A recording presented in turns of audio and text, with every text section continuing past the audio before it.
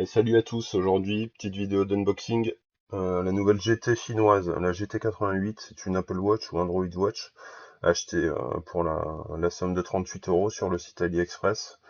Je l'ai reçue en 15 jours à peu près. Voilà, bon, bah, comme d'habitude, c'est un peu long, mais bon, ça vaut un peu le coup.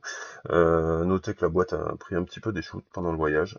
Comme d'habitude, c'est pas toujours terrible. Mais bon, après, l'emballage qui veut ça dans le petit sac poubelle, hein, voilà. Bon, ben, on va ouvrir ça et puis on va voir un peu ce qui se passe à l'intérieur. Voilà, donc on peut voir la fameuse montre protégée par un film. Donc ça c'est plutôt une bonne nouvelle. Comme ça fait déjà ça en moins à rajouter. Dans un petit étui sympa avec une mousse pour la tenir en place. Le bracelet est en caoutchouc, il est pas mal, je trouve, qui ressemble à celle des Casio, les montres de sport. Pour pas faire de pub. Voilà, bon, mais c'est cool. Je suis assez content pour l'instant. Ici derrière, on peut voir je pense que c'est pour la charger, et puis le capteur au milieu, c'est le capteur de pulsation cardiaque. Là, la caméra et le bouton de démarrage. Je suppose que c'est ça. Voilà. Sympa, sympa. C'est une montre qui est étanche. Enfin, qui est donnée étanche. Voilà. Après, à voir ce que ça donne. Ensuite, en petits éléments, on a donc le cordon chargeur. Banal. Je trouve qu'il est un peu de piètre qualité, mais bon, faut pas trop en demander. Un tournevis. Je suppose que c'est pour démonter la coque arrière pour insérer une carte SIM et aussi une carte SD. Quatre petites vis de rechange et un autre film protecteur, ça c'est cool.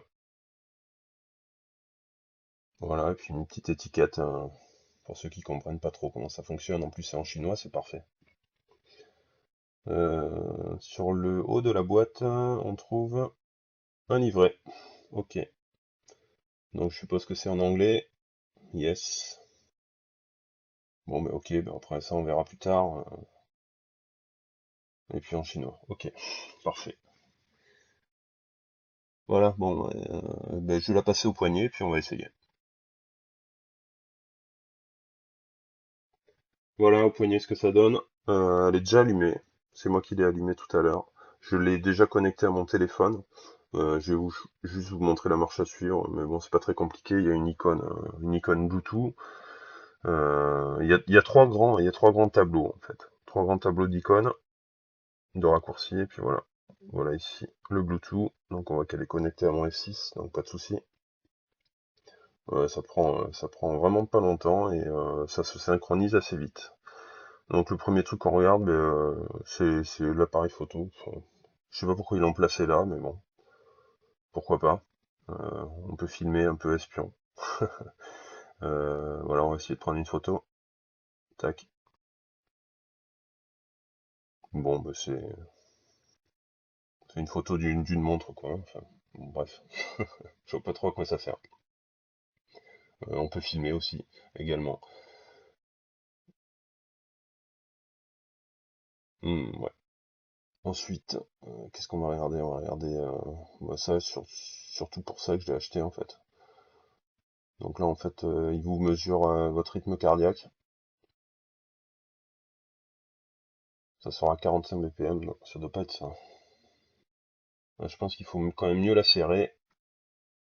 Parce que 45 battements par seconde, enfin par minute, pardon, c'est impossible. C'est impossible, en tout cas, pas moi, quoi. Moi, c'est pas possible. On va refaire un test, mieux serré.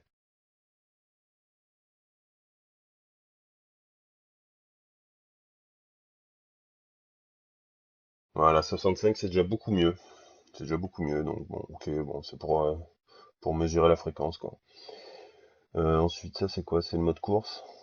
Kilocalories. Ah ouais, d'accord, ok. Step.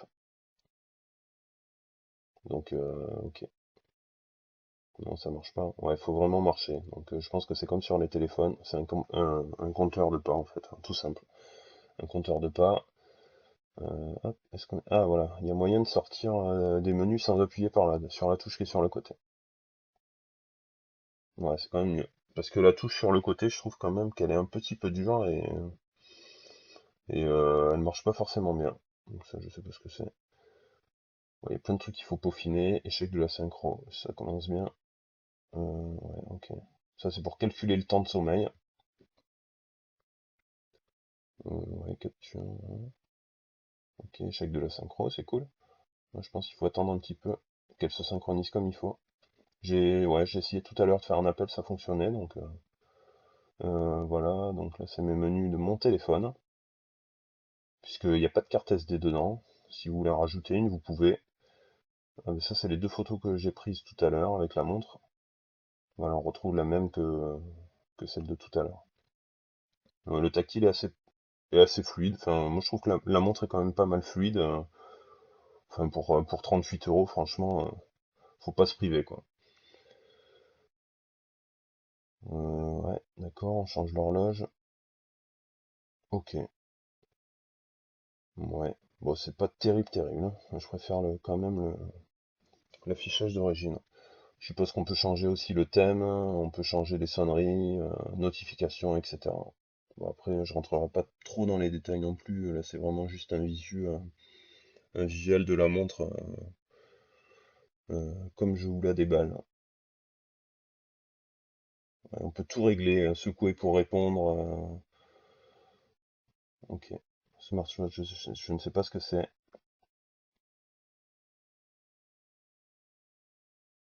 Mode avion en haut.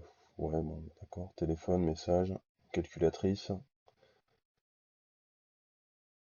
Il y a pas mal de petites applis d'origine, c'est pas mal. C'est pas mal, c'est quand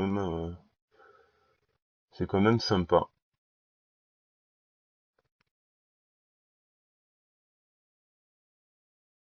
C'est un petit peu relou à enlever à une seule main. Mais bon, voilà, bon, mais c'est une montre cool. J'ai essayé de voir un petit peu de voir comment ça se passe au niveau du chargement. Apparemment, c'est un chargeur magnétique. Je suis pas trop fan, j'avais un Sony à l'époque avec chargeur magnétique, j'étais pas trop fan, ça tient pas très bien.